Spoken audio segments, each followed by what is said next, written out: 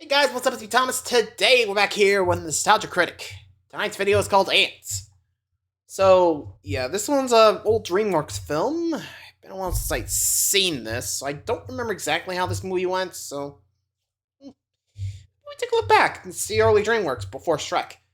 I think this was before Shrek. I don't know. Anyway, be sure to subscribe for more. Hope you enjoy. Let's check it out.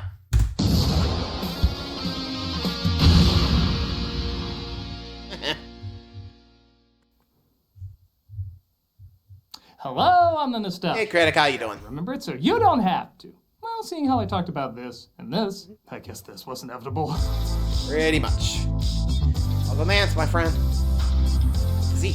DreamWorks' first animated film, released in 1998, has a history you've probably heard quite a bit. Oh? It came out the same year as A Bug's Life, and there was much debate between Disney and Jeffrey Katzenberg whose idea it was. Disney said the CG animated story about a colony of ants belonged to them, but Katzenberg said took the idea with him when he left DreamWorks. Fair. So both these films came out the same summer, and to their credit, their comparisons really do stop at the films being about a worker ant falling in love with a princess ant. Outside of that, the two movies are quite different. And while I was shocked to find a lot more people like the Disney one, I'll admit I was always a bigger fan of this one. It looked different, whatever works, had I guess. more bite to it, the story was a bit more mature. Jeez. Gene Siskel even put it as one of his favorite films of the year. I Really? can't quite go that far, but I do enjoy the film Could be for worse, both I having guess. timeless elements and elements that illustrate social concerns of the time. However, yes, there are things about it that don't work and can be a little distracting too. So I want to give it another look and see if there's something bigger here than many people have given credit for in the past. Why not? Let's see the world from the point of view of a tiny insect. Hey, it's good casting. Let's take a look at True. Here we go, Antz. Check it out. In the opening shot, the film sums up perfectly what it's going to be, a mix of kids' animated storytelling and a Woody Allen movie, by starting off in New York, but then showing it's all grass. Let's be honest, combining New York and grass is probably how this whole idea came about. The film does star Woody Allen as an ant named Z, Hey, who Woody. talks to a therapist about not fitting in. I've never been able to lift more than 10 times my own body weight. The whole system makes me feel insignificant. Well, that is surprising. He's playing a character who's unhappy, falling in love with someone who's basically related to him. You've made a real breakthrough. I have? Yes, Z. You are insignificant. So when I said the film was hitting on social concerns of the time, a big thing back then was standing out. Being an individual, not conforming.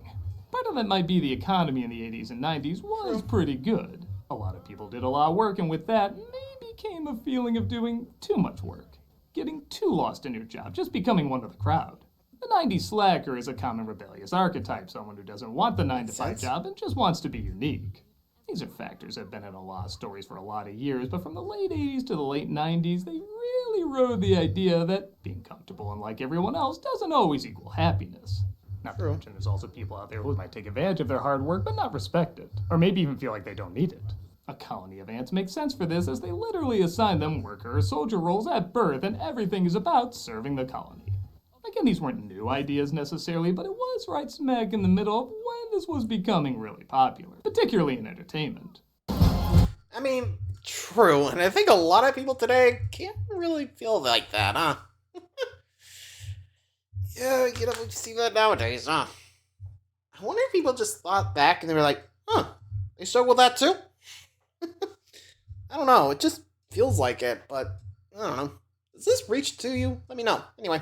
Wow. The score by Harry Gregson Williams and John Powell I also think is very underrated. The main theme sounds like a chaotic hi-ho, but on speed. Kinda does. Which is probably the visual Busy. mindset of this hi-ho.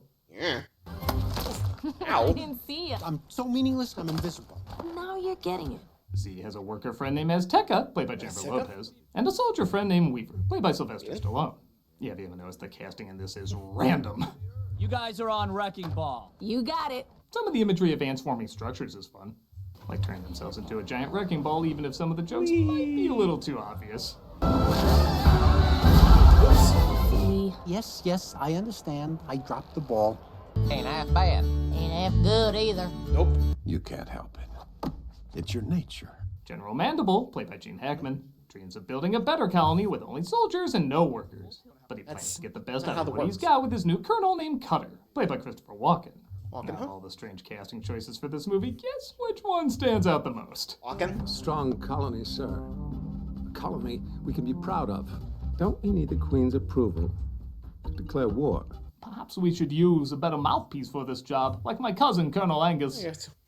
To create his own new colony, the general says termites are invading on their land, so they'll have to send the soldiers most loyal to the Queen, played by Anne Bancroft. If the termite shock troops enter our colony, Yes, General. I know what they can do to us.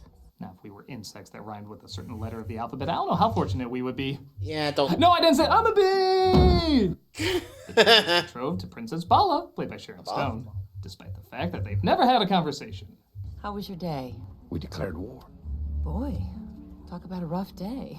No, when marketing realizes they have to make toys out of us, that's gonna be a rough day. Yeah, very rough. Very rough.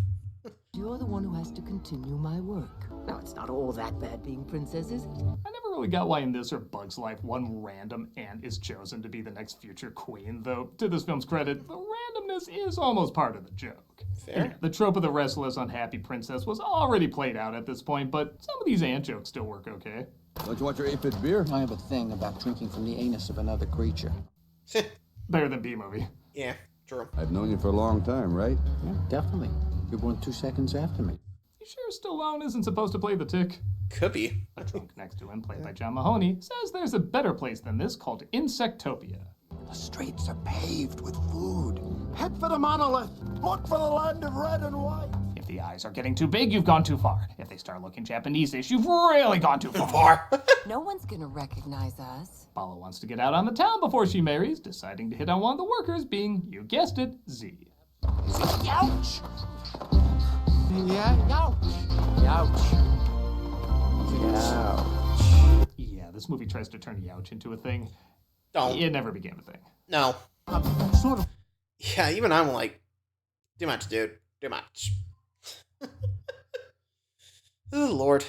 So, wasn't there like some like communist parallels here or something? I don't know. I think I heard something about that, but maybe I'm just remembering it wrong. Next. Making it up. Really?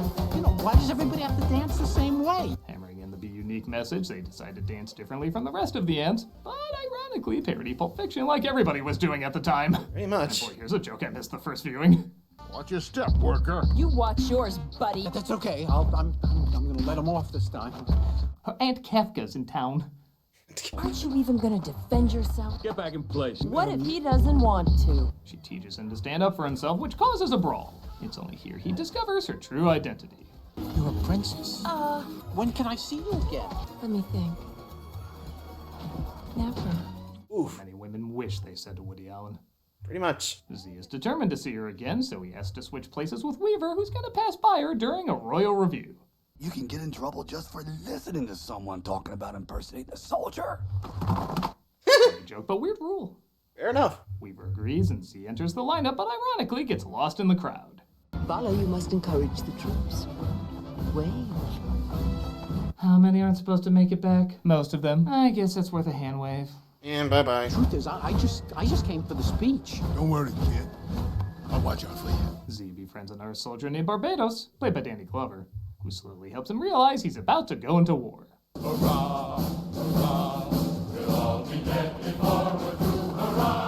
We'll be dead before we're through. This is one of the things I like the most about this movie. The scale is really impressive. Jeez. In Bug's Life, they're all roughly the same size, but here, termites, bees, mantis, they're all the scale they would naturally be to an ant, which makes the world a lot more intimidating.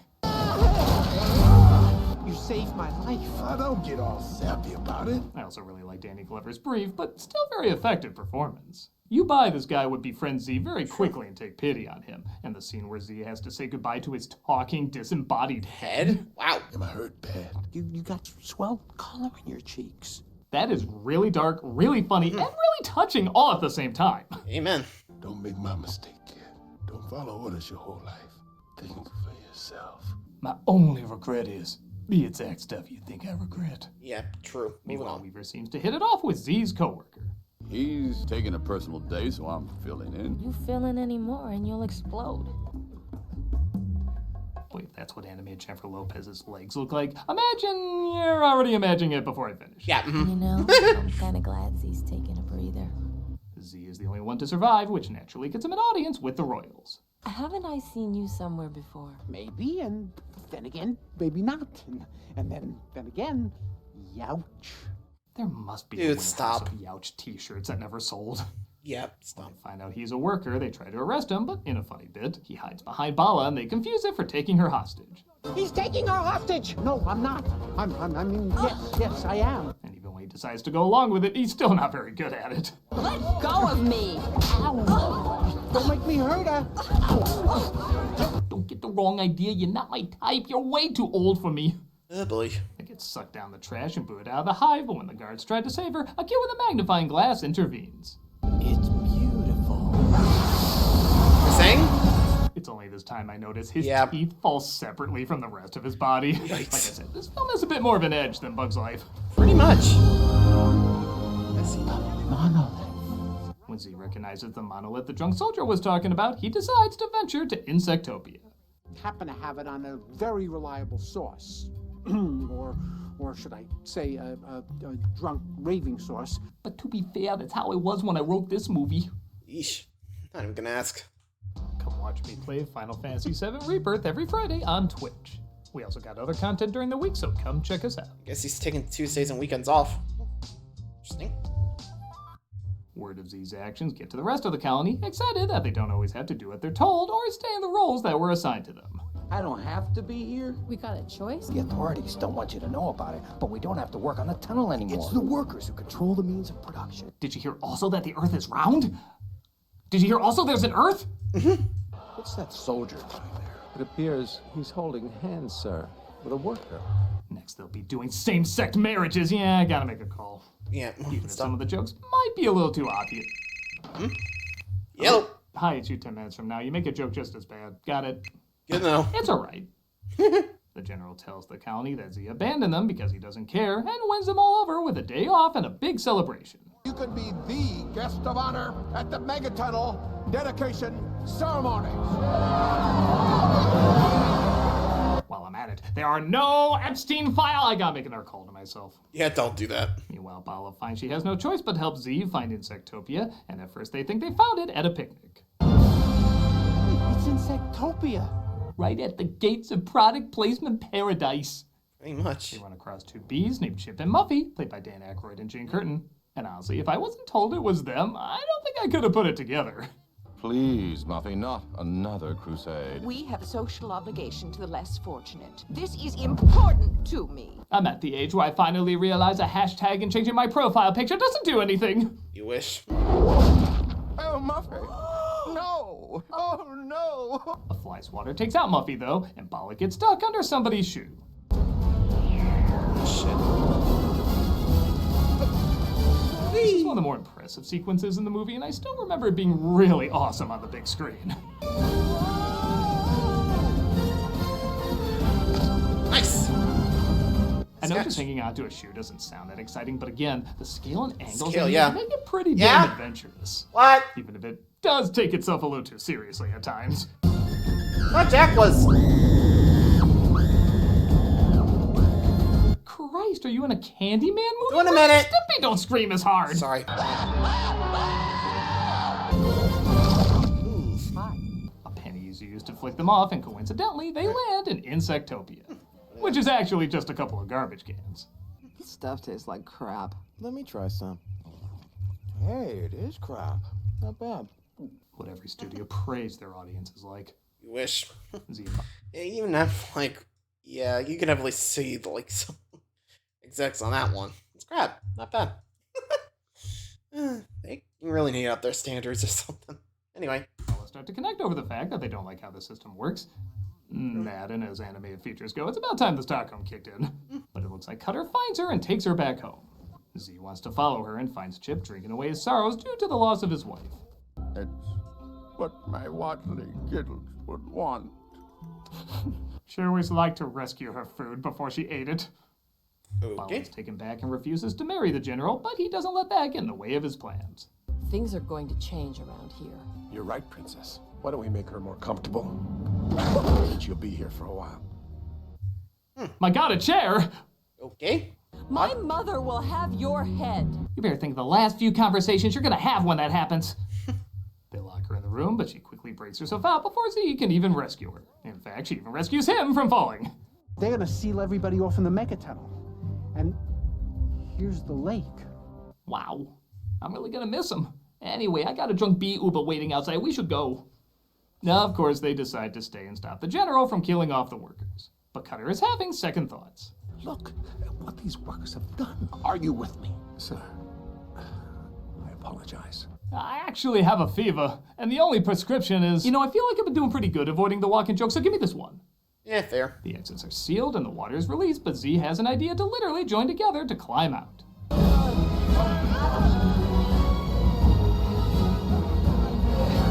While this climax isn't bad, I do wish it was a little longer.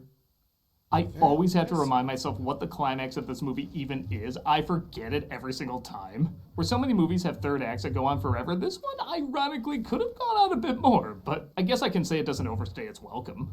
Don't you understand? It's for the good of the colony. The good of the colony.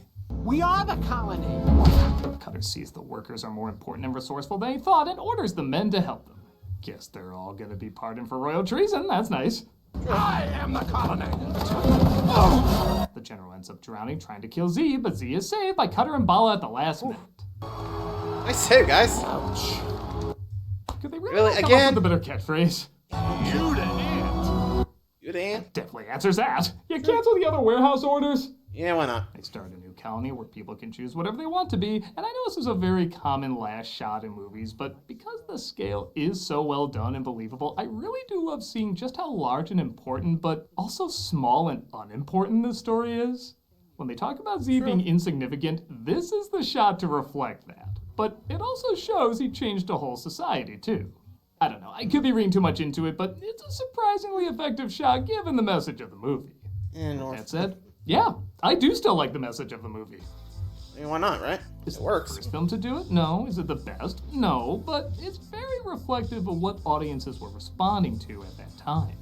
The film did do very well at the box office, just not as well as A Bug's Life, and in a strange way, it kind of feels right. The film is about not underestimating unexpected potential and how thinking individually can, ironically, if done right, unite others. I think if people give this film another shot, they'll find a little something here that's stronger than they may have expected. Again, for what it is. I'm not going to put on my best of the year list like Gene Siskel, but I do think people should consider it not a huge nothing, but a surprisingly smart little something. True. I'm the nostalgic guy, remember? So you don't have to. Thanks. You the ant. Well, there you go. Ants. Honestly, not as bad, but what do you guys think? I mean, you can definitely see some parallels. No? Anyway, sorry for the talk with Mom. She wants me to do line because no one else can. Till next time, adios.